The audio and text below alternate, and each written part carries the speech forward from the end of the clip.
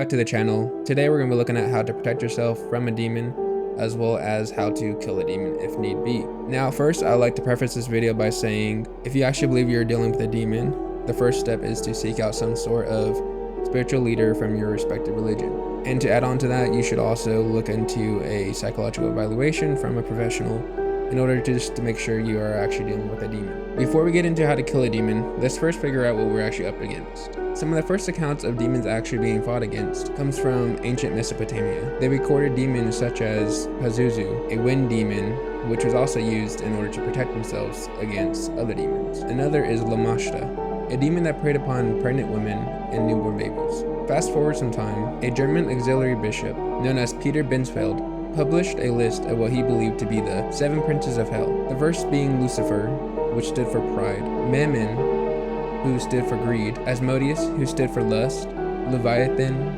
envy, Beelzebub, gluttony, Satan, wrath, Belphegor for sloth. In some folklore surrounding demons, it seems that the ability to obtain a demon's name will grant you power over them. Now, when looking at other cultures, such as the Japanese, they have demons such as Oni, which are seen as giant evil spirits that torment the living people. The reason I bring this up is that it seems that every religion or culture seems to have some sort of demon or evil spirits represented within them.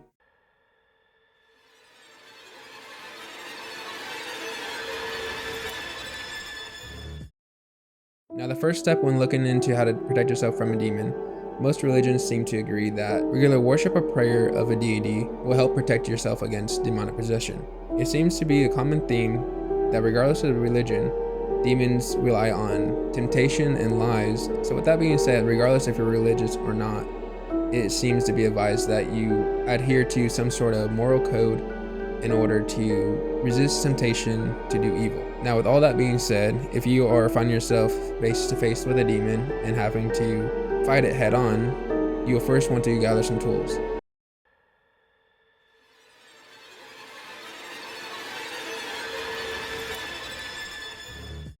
Salt, chalk, or flour have all been used in order to create a protection barrier.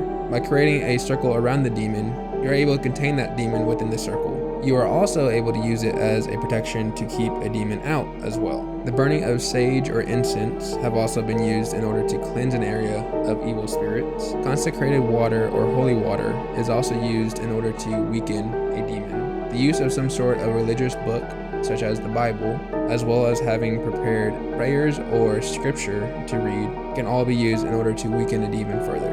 One example of a prayer that can be used is the Lord's Prayer. You'll also want to bring some sort of religious artifact, an example being the crucifix for one. This will act as not only an object for protection, but as well as a way to channel your deity's powers. Now again, if you actually believe you are dealing with a demon, I advise seeking out a spiritual leader of some sort in order to have guidance on what to do. But if you find yourself with no other options, let's get on with the plan.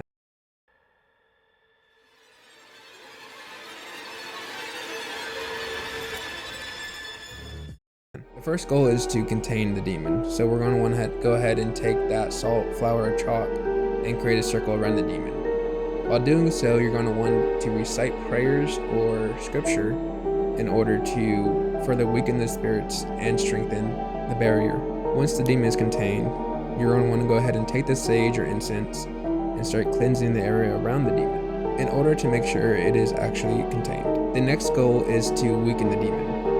So you're going to want to go ahead and take that consecrated water or holy water and start to douse the demon with it. Again, continuing the use of scripture or prayer in order to further weaken the demon. During this stage, the demon most likely start to use different methods in order to trick and deceive you.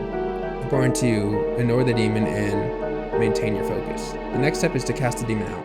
So once you believe that the demon has begun to weaken, you're going to want to make sure you have your religious artifact and start to invoke your deity's name in order to cast that demon out. And with faith, hopefully the demon should be defeated. So in closing, let me know if you guys have ever encountered a demon. I personally have not, but I have been told stories from my father that we have family who have done exorcisms. So that has always been something that has intrigued me since I was younger. Alright, and I'll see you guys in the next one.